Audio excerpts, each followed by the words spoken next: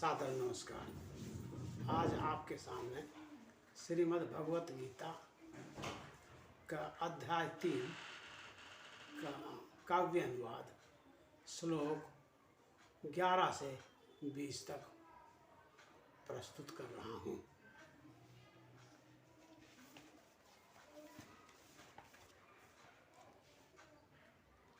देवान भावयता अनेन ते देवा भावयन्तु च परस्परम भावयन्त चे परम अवापश्यत।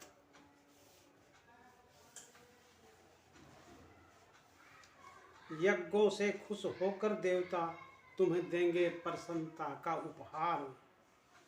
मानव देव सहयोग से सभी को मिले संपन्नता अपार। यज्ञों से प्रसन्न होकर देवता तुम्हें भी खुशी का उपहार देंगे। मनुष्य और देवताओं के सहयोग से संपन्नता मिलेगी।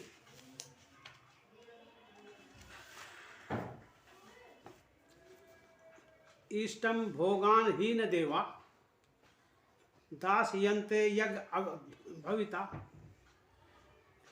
ते दत्तान अप्रवाय एभ्य। ये मूंग के इसमें सैन एव से यज्ञ से प्रसन्न होकर करे जीवन पूर्ति आवश्यक वस्तु भंडारी।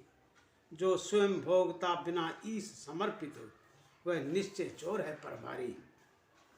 यज्ञ से खुश होकर देवता जीवन पूर्ति के लिए सभी जरूरी वस्तुएं प्रदान करेंगे, परंतु जो इन वस्तुओं को बिना प्रभु को समर्पित किए भोगता है वह पक्का चोर है। यज्ञ शिष्ट असीन संत मुचंते सर्व किल विषय भुजंते ते तु अधम पापा च पचंती आत्म कारणात्। पाप मुक्त हो जाते भक्त यज्ञ के अर्पित भोजन खाने से। पापी कहलाते हैं वे नर इंद्रिय सुख में भोजन पाने से। यज्ञ में अर्पित किए हुए भोजन को खाने से भक्तजन पाप मुक्त हो जाते हैं। जो इंद्रिय सुख में भोजन करते हैं वे पापी कहलाते हैं। अन्नात् भवन्ति भूतानि पर्जन्यात् अन्न संभवः। यज्ञात् भवति पर्जन्य यज्ञ कर्म सम उद्भवः। प्राणी निर्भर अन्न पर जो उत्पन्न वर्षा से होए। भाई वर्षा होती यज्ञ से, नियत कर्मों से यज्ञ होए। मनुष्य अन्न पर निर्भर है जो वर्षा से उत्पन्न होता है। वर्षा यज्ञ से होती है और नियत कर्म करने से यज्ञ पूर्ण होता है। कर्म ब्रह्म उद्भवम विधि ब्रह्म अक्षर समुद्र भवन तस्मात् सर्वगतम ब्रह्म नित्यम यज्ञ प्रतिष्ठितम। वेद नियमित कर्मों का संकलन दिव्य भेंट भगवान हो।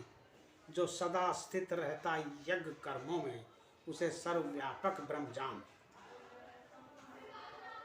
वेद निर्मित कर्मों का संकलन है जिसे साक्षात भगवान ने प्रदान किया है। अतः सर्वव्यापक ब्रह्म सदैव वेद कर्मों में स्थित रहता है।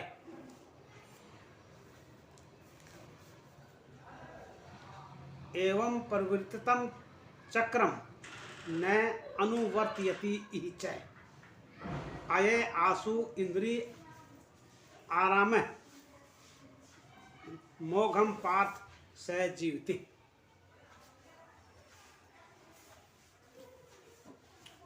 दुख में जीवन बन जाता है वेद नियमों का पालन न करने से, और केवल जीवित रहता मानव इंद्रिय तुष्ट पेट भरने से। वेद नियमों का पालन न करने वाला हमेशा दुखी रहता है तथा इंद्रिय तुष्टि के लिए ही पाप में जीवन व्यतीत करता है। ये तु आत्मरति एव स्यात् आत्म तृप्त न मानवे आत्मनि एव च संतुष्ट तस्य कार्यम न विद्यते।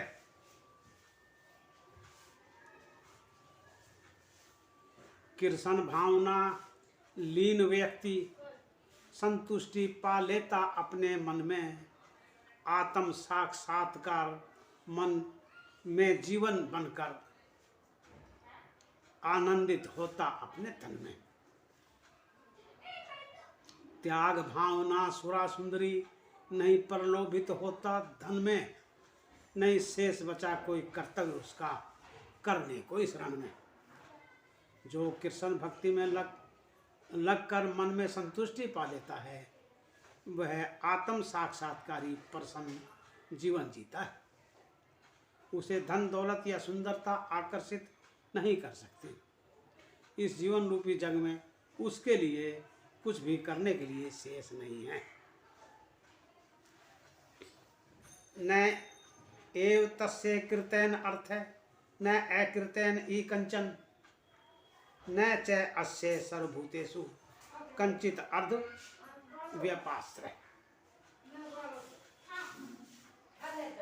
नहीं आवश्यकता स्वरूप सिद्ध को नियत कर्म करने की, शेष नहीं कोई कारण ऐसा अन्य जीव पर निर्भर रहने की।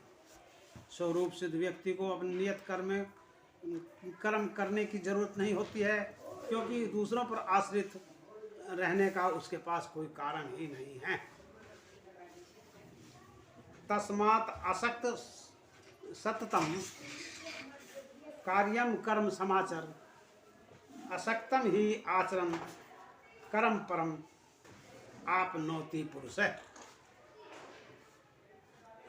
कर्म फल की इच्छा बिना कर्तव्य मानकर करना चाहिए। कर्म अनासक्त कर्म करने से होती ब्रह्म प्राप्ति, निभाकर अपना धर्म।